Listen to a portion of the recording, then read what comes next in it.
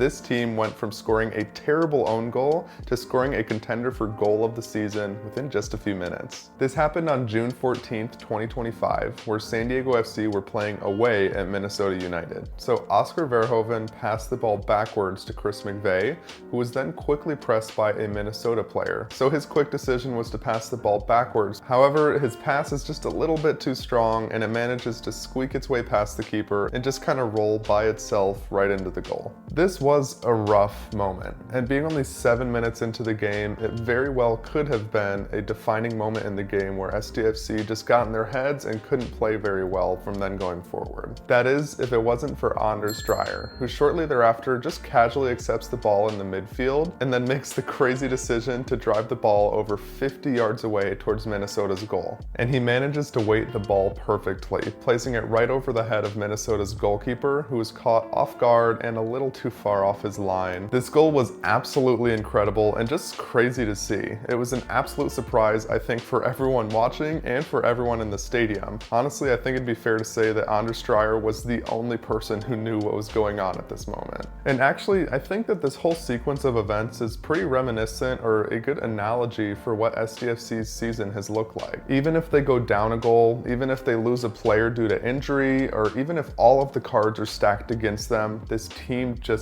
does not give up, and they make some pretty incredible things happen. And for what it's worth, SDFC did manage to go on and win this game 2-4. This moment was rated by fans as the #2 moment of SDFC's season, so stay tuned tomorrow for the finale of this series where I talk about the #1 moment of the season right before playoffs. San Diego FC never ceases to amaze me, because